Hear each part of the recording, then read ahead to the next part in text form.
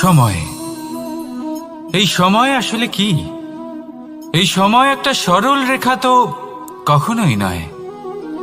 সময় হলো একটা চক্র, যেখানে এর আদি সেখানেই হলো এর অন্ত, আর যেখানে তা শেষ হয় সেখান থেকেই তার শুরু হয়।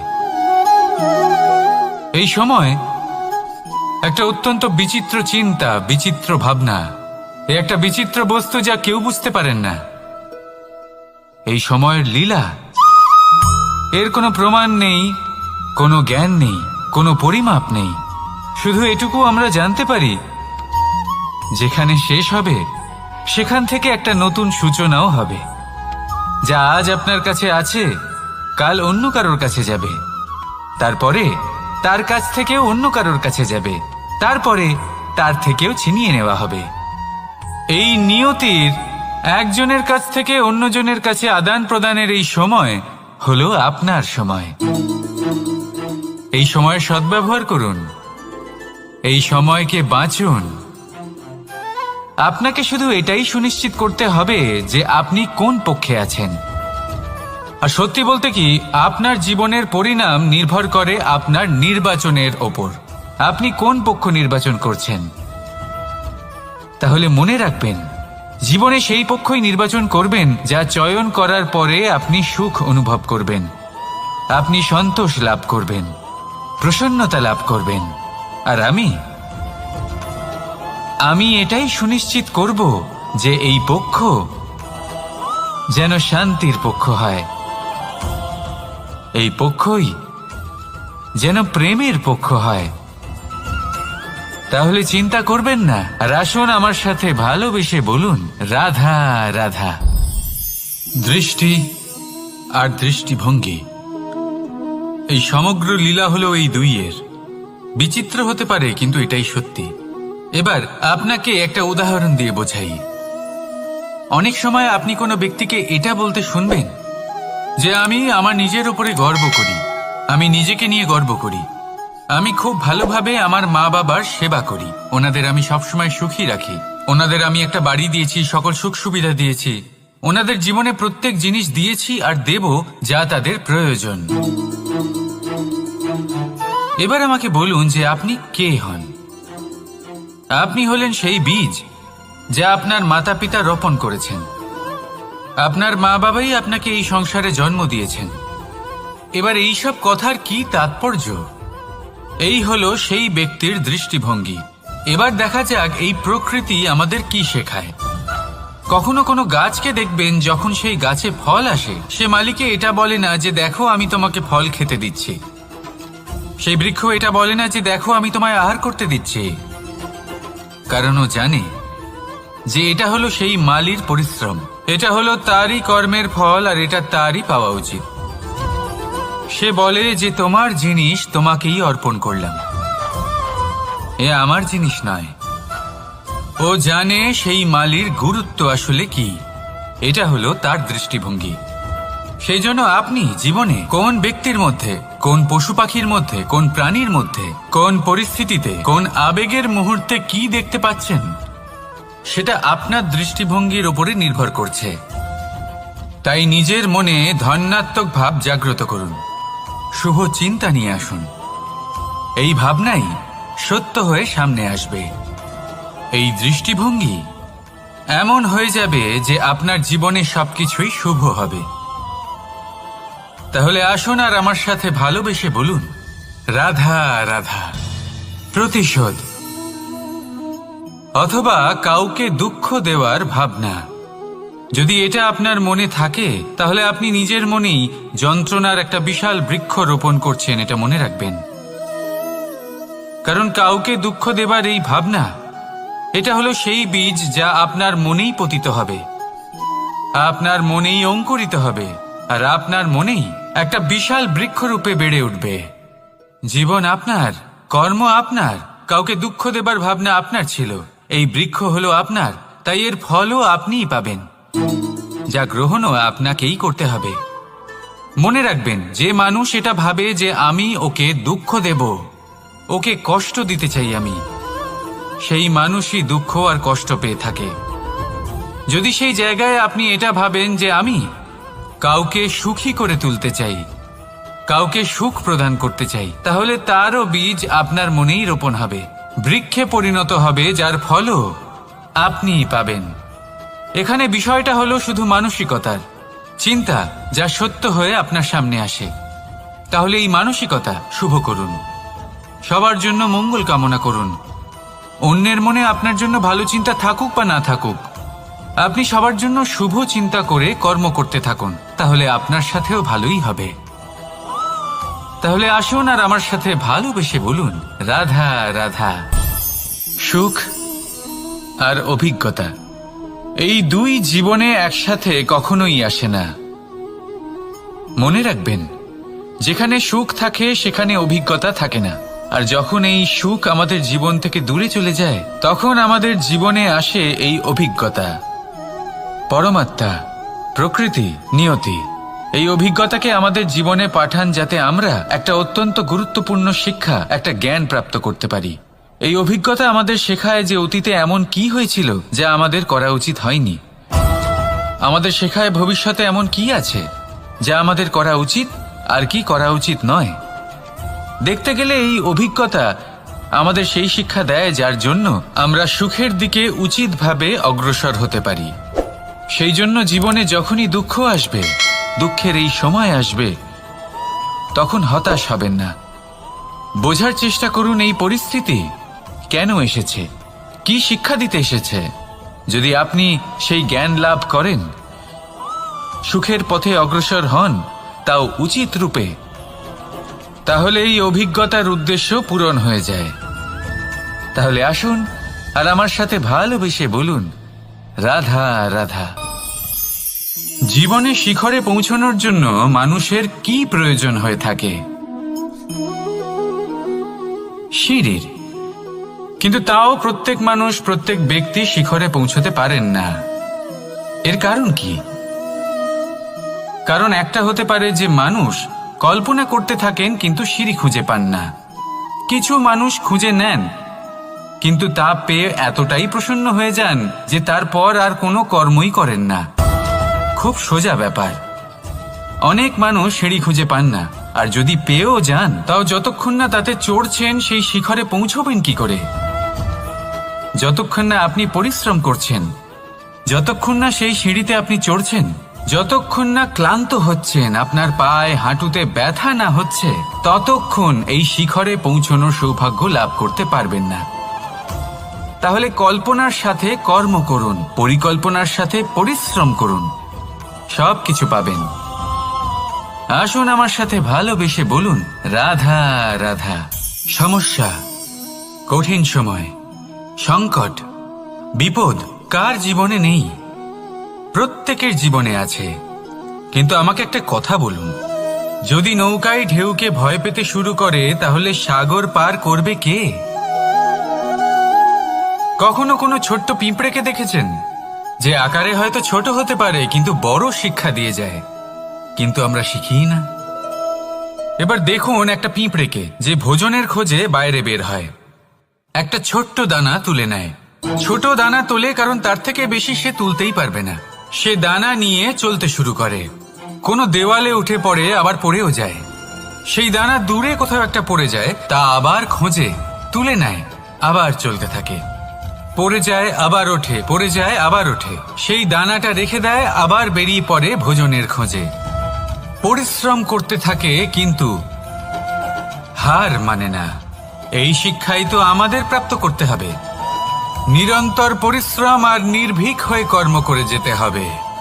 এটাই হলো সাফল্যের মাধ্যম, এটাই হলো জয়ের মন্ত্র, অচ্যুত অজয় অস্ত্র। তাহলে আসুন আর আমার সাথে ভালোবেসে বলুন, রাধা রাধা। আমরা সকলে চাই আমাদের জীবনে সাফল্য আসুক। আমরা চাই যে এই সংসারে আমাদের খ্যাতি ছড়িয়ে পড়ুক। আমরা চাই যেন আমরা আলোচিত হই। কিন্তু শুধু চাইলেই কি যায় আসে? যদি এই সংসারে আলোচিত হতে হয়, তাহলে পরিচিত হতে হবে পরিশ্রমের দ্বারা। যতক্ষণ না আপনারা পরিশ্রমের সাথে পরিচিত হবেন, সাফল্যের সাথে পরিচিত হবেন না। সংঘর্ষ করতে হবে প্রতিদিন, প্রতি বছর। জীবনের সব পরিস্থিতিতেই হয়তো নতুন নতুন বাধা আসবে, নতুন নতুন বিঘ্ন ঘটবে, কিন্তু এটা আবশ্যক নয় যে সমস্ত বিঘ্ন বিনাশের জন্য আসবে। কিছু বিঘ্ন আপনার পথ প্রশস্ত করার জন্য আসবে, আপনার পথ পরিষ্কার করার জন্য আসবে। যদি আপনাকে উদাহরণ দিই, যখন বন্যা আসে, বাড়ি ঘর ভেসে যায়, তখন আমরা হতাশ হয়ে পড়ি, আমরা দুঃখী হয়ে পড়ি। কিন্তু সেই বন্যাই আমাদের সেই ধরিত্রীকে এত উর্বর করে তোলে যে সেই উর্বর অংশ কাজে লাগিয়ে আমরা সেরকম আরো 10টা বাড়ি বানাতে পারি। তাহলে ধন্যাত্মক থাকুন আর যে কোনো সংঘর্ষের জন্য প্রস্তুত থাকুন। জীবনে অনেক দূর যেতে পারবেন। তাহলে আসুন আমার সাথে ভালোবেসে বলুন, রাধা রাধা।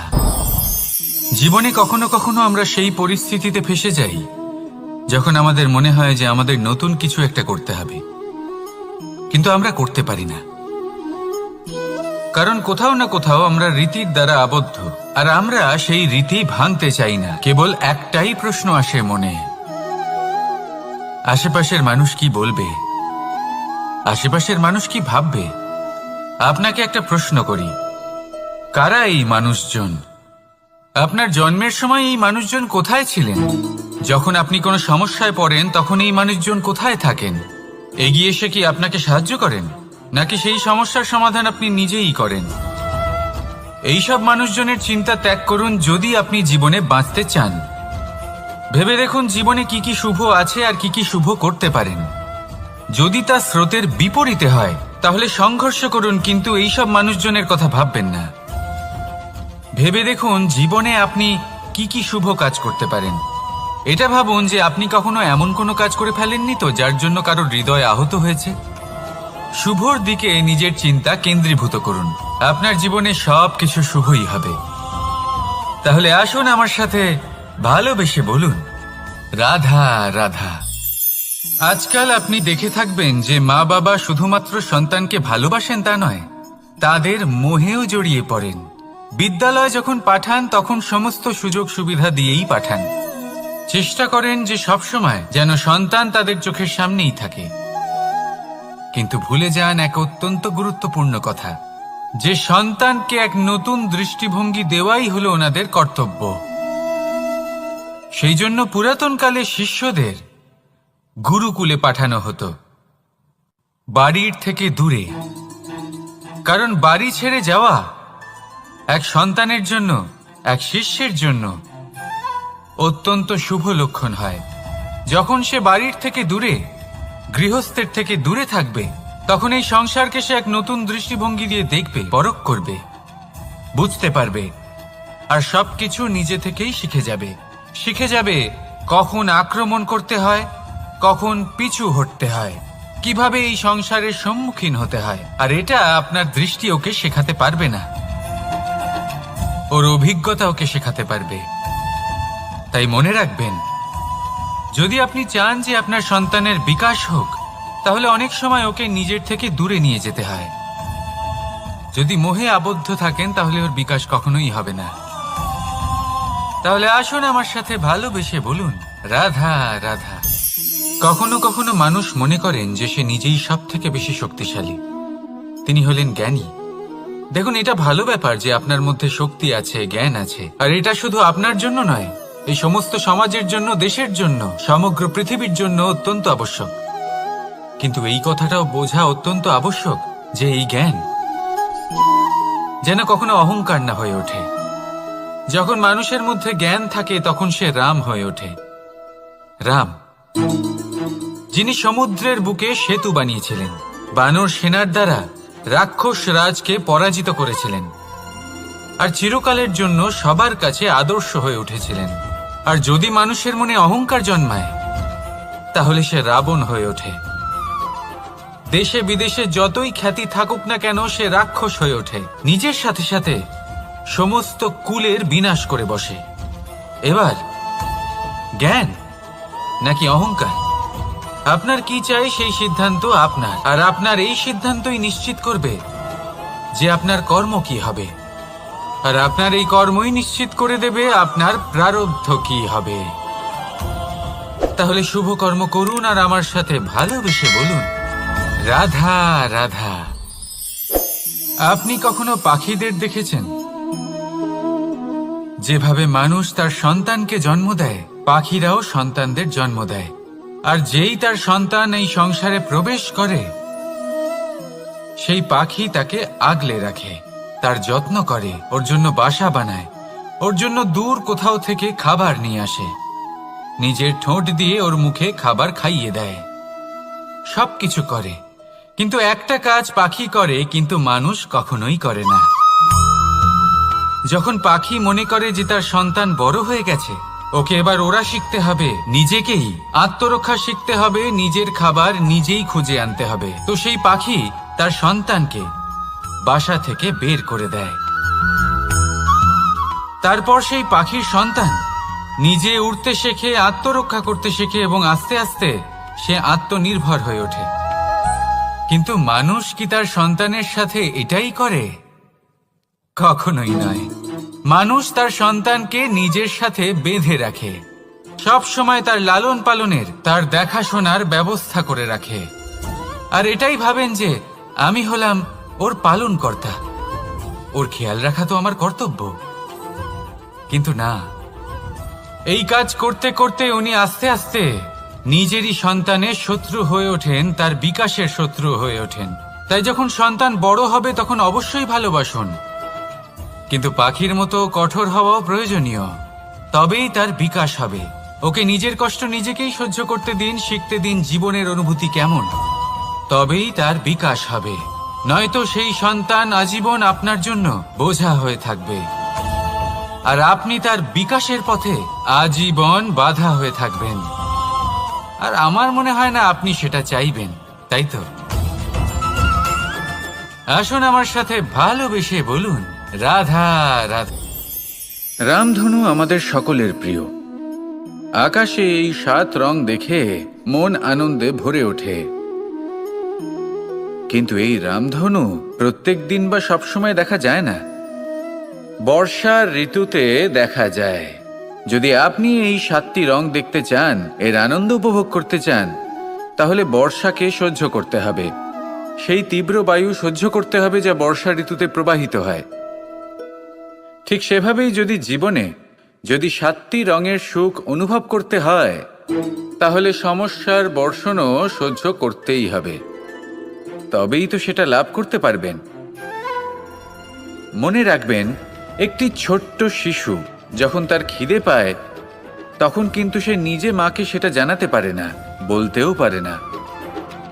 তাকেও কিন্তু সেই খিদের যন্ত্রণা সহ্য করতেই হয়। আর যখন সেই যন্ত্রণায় সে কাঁদতে থাকে, তখন মা বুঝতে পারেন যে সেই ছোট্ট শিশুটির তো খিদে পেয়েছে, তখন তার খিদে দূর হয়। বসে থেকে এই সংসারে কোনো কিছুই লাভ করতে পারবেন না। যদি সুখ ভোগ করতে হয়, তাহলে যন্ত্রণাও সহ্য করতে হবে, পরিশ্রমও করতেই হবে। তাহলে সাহসের সাথে সব যন্ত্রণার সম্মুখীন হন, শৌর্যের সাথে পরিশ্রম করুন, আর আমার সাথে ভালোবেসে বলুন, রাধা রাধা। কর্ম এবং ফল দেখতে গেলে এই সমস্ত ব্রহ্মাণ্ড এই দুইয়ের মাঝেই স্থির হয়ে আছে। মানুষজন কর্ম করেন ভালো ফল লাভের আশায়, আর ভালো ফল লাভের আশায় উনি এটাই ভুলে যান যে উনি যে কর্ম করছেন তা কি করছেন। আমি বলেছিলাম কর্ম করুন ফলের চিন্তা না করে, কিন্তু কি কর্ম করছেন সেই বিষয়ে ভাবাটাও অত্যন্ত আবশ্যক। নয়তো অনেক সময় আমরা এমন কর্ম করে ফেলি যা না চাইতেও বিষে পরিণত হয়, যা হয়েছে দুঃশাসনের সাথে, দুর্যোধনের সাথে, গুরু দ্রোণের সাথে। একজনের মানসিকতা উচিত ছিল না, একজনের বিবেক উচিত ছিল না, আরেকজন যে পক্ষ নির্বাচন করেছিলেন সেই পক্ষ উচিত ছিল না। আর যা কিছু ওনাদের সাথে হলো, আপনার আমার আমাদের সকলের সাথে তা হতে পারে। আমি বলেছিলাম কর্ম করুন, ফলের চিন্তা করবেন না, কিন্তু এই কর্মের বিষয়ে বিচার করে দেখাটাও ততটাই আবশ্যক। দেখুন, কর্ম করার উচিত প্রক্রিয়া ফলের চিন্তা না করা, কিন্তু যদি আপনার কর্ম শুভ হয় তাহলে তার ফলও নিয়তি আপনাকেই দেবে। সর্বদা কর্ম করার সময় এটা ভাবুন যে আপনার এই কর্ম এই সংসারকে, এই সমাজকে, আপনার পরিবারকে, আপনার আশেপাশের মানুষজনকে কোন দিশায় নিয়ে যাবে। যদি এটা সবার জন্য মঙ্গলময় হয় তাহলে কর্ম করতে থাকুন। আর হ্যাঁ, নিশ্চিত রূপে ফলের চিন্তা করবেন না।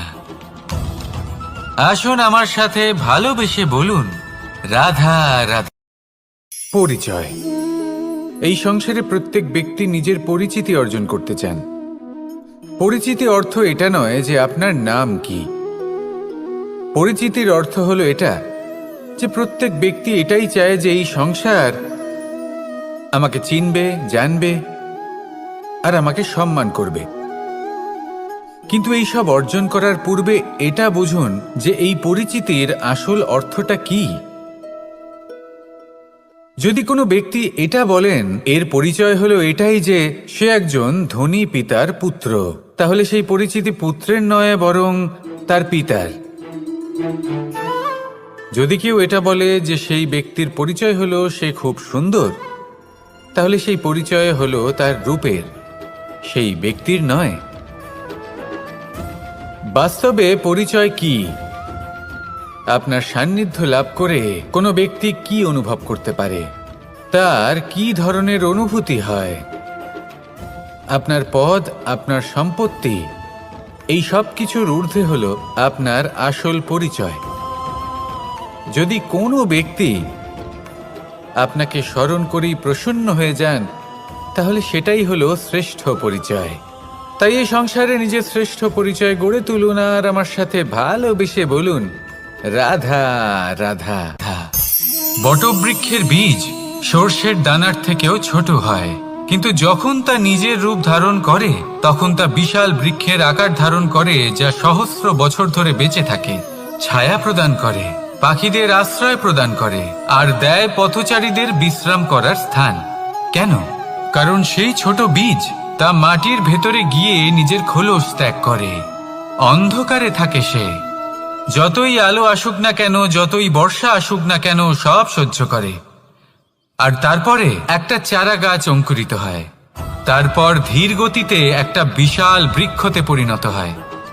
দেখুন, জীবনে কঠিন সময় আসে, এই জন্য নয় যে আপনি হার মেনে নেবেন, এই জন্য আসে যাতে আপনি ভবিষ্যৎ নির্মাণের জন্য নিজেকে তৈরি করতে পারেন।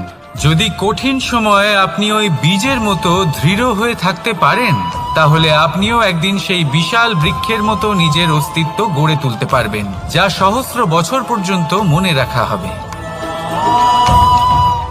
আসুন আমার সাথে ভালোবেসে বলুন, রাধা রাধা। এই ব্রহ্মাণ্ড কত বৃহৎ, তাই না? যার সম্মুখে এই পৃথিবীকেও একটা বিন্দুর মতো মনে হয়। আর এই পৃথিবীতে আমরা কে হই, আমাদের আকার কিরকম, আমাদের অস্তিত্বই বা কি? যখন আমরা এভাবে ভাবি তখন মনে হয় আমরা কিছুই নই। তা আমরা যখন কিছুই নই, তাহলে আমরা এত চিন্তা করি কেন? কি ভেবে ভয় পাই? কাকেই বা এত ভয় পাই? কে আমাদের মারতে পারে আর কেই বা আমাদের জন্ম দেবে? আত্মার আসলে না কখনো জন্ম হয় আর না কখনো মৃত্যু। আত্মা শুধুই শরীর বদল করে। আপনি, আমি, আমরা সকলে এই শরীর নয়, আমরা হলাম আত্মা, যা হলো পরম আত্মার পরম অঙ্গ। সেই জন্য মনে রাখবেন, বাইরের কোথাও দেখবেন না, নিজের অন্তরের গভীরে গিয়ে দেখুন, আত্মাকে উপলব্ধি করতে শিখুন। ক্লেশ, ভয়, চিন্তা, এই সব কিছুর থেকে নিজেকে দূরে রাখুন, তাহলেই উপলব্ধি করতে পারবেন পরমাত্মাকে। তাহলে আসুন আমার সাথে ভালোবেসে বলুন, রাধা রাধা। পরিবর্তন এই সংসারের শাশ্বত নিয়ম। কোনো রাজা নেই যিনি চিরকাল রাজা থাকেন, কোনো ধনী ব্যক্তি নেই যিনি চিরকাল ধনী থাকবেন। এই সংসারে সূর্যের স্থান নেওয়ার জন্য চন্দ্রিমার আগমন ঘটে। কোন স্থান যাকে পতিত বলা হয়েছিল সেখানে মহল তৈরি হয়েছে। কোন স্থান যাকে আজ মলিন বলা হয়েছে, কাল সেখানে মন্দিরও স্থাপন হতে পারে। কোন ঋতু চিরকালের জন্য থাকে না, কখনো সময় চিরকাল একরকম থাকে না। আজ যা আপনার কাছে রয়েছে কাল অন্য কারোর ছিল, আজ যে আপনার কাছে রয়েছে কাল তা অন্য কারোর কাছে চলে যাবে। আপনার সাথে কিছু থাকলে তা হলো আপনার কর্ম, কিন্তু সেই কর্মের পরিণামও আপনার নয়। আপনি শুধু কর্ম করুন, বাকি সবকিছুই পরিবর্তনশীল। কিন্তু সেই পরিবর্তনকে দেখে ভয় পাওয়ার প্রয়োজন নেই, তাকে স্বাগত জানান। যদি আপনি হাসি মুখে সেই পরিবর্তনকে স্বাগত জানান, তাহলে এই পরিবর্তনও হাসি মুখে আপনার সাথে থাকবে। আসুন আমার সাথে ভালোবেসে বলুন, রাধা রাধা। সঞ্চয়। মানুষের যখন থেকে বোধবুদ্ধি হয়, সঞ্চয় করতে আরম্ভ করে দেন। সঞ্চয় করতে থাকেন ভোজনের, সঞ্চয় অর্থের, সঞ্চয় শক্তির। নিজের জন্য করেন, নিজের পরিবারের জন্য করেন, নিজের স্ত্রীর জন্য করেন, সন্তানের জন্য করেন, সন্তানের জন্য সঞ্চয় করেন। সঞ্চয় করার জন্য ওনার কাছে অনেক কারণ রয়েছে, কারণ উনি এটা ভাবেন যে এই সঞ্চিত শক্তির জন্য কেউ ওনার কোনো ক্ষতি করতে পারবে না। মানুষ ভুলে যান একটা গুরুত্বপূর্ণ কথা, এই সত্য, উনি এই সংসারে খালি হাতেই এসেছিলেন, আর এখান থেকে ওনাকে খালি হাতেই যেতে হবে। যা এখানকার তা এখানেই থেকে যাবে। আর যদি কিছু ওনার সাথে যায় তা হলো ওনার কর্ম, আর কিচ্ছু নয়। তাই যদি কিছু অর্জন করতে চান, তাহলে শুভ কর্ম অর্জন করুন, আত্মশক্তি অর্জন করুন, কারণ পরলোকে এটাই হবে আপনার সম্পত্তি। তাহলে কি এটা আপনি অর্জন করতে চান না? আসুন আর আমার সাথে ভালোবেসে বলুন, রাধা রাধা। সদিচ্ছা। দেখতে গেলে 3 অক্ষরে তৈরি এই শব্দ, কিন্তু সমস্ত ত্রিলোক তার উপরই আধারিত। আপনি এই সংসারে এসেছেন, তখন অবশ্যই শ্বাস নেবেন, কিন্তু তার বদলে আপনাকে কিছু তো দিতেই হবে। আপনার উপর নির্ভর করছে আপনি কি দেবেন। কি দেবেন এই সংসারকে, এই সমাজকে, নিজের পরিবারকে, আর তার বদলে কি নেবেন? যশ নাকি অপযশ? দেখুন, এক ছিল রাবণ, যে কিনা সমুদ্র পার করলো সীতাকে অপহরণ করার জন্য, আর এক ছিলেন রামচন্দ্র, যিনি সমুদ্র পার করেছিলেন, সেতু বানিয়ে গিয়েছিলেন সীতাকে ফিরিয়ে নিয়ে আসার জন্য। দুজনেই সমুদ্র পার করেছিলেন, শুধু পার্থক্য ছিল সদিচ্ছাকে বোঝার, লক্ষ্যের। অনেক মানুষের যাত্রা একরকম হতেই পারে, কিন্তু আনন্দ তখনই লাভ করবেন যখন লক্ষ্য শুভ হবে, মহান হবে। এই লক্ষ্য দিয়ে এই সংসারের কল্যাণ হবে এবং মানুষের সম্মান হবে। যদি আপনার সংকল্প উচিত হয়, তাহলে আপনার লক্ষ্য উচিতই হবে, নয়তো শুধুমাত্র বিনাশ হবে। আর উচিত এটাই হবে যে বিনাশের হাত থেকে যেন নিজেকে বাঁচানো যায়, কি বলেন? তাই জীবনে যে লক্ষ্য স্থির করছেন, মনে রাখবেন তা যেন শুভ লক্ষ্য হয়। যদি এরকম হয়, তাহলে আপনার যাত্রা, আপনার জীবন দুটোই শুভময় হবে। আসুন আর আমার সাথে ভালোবেসে বলুন, রাধা রাধা।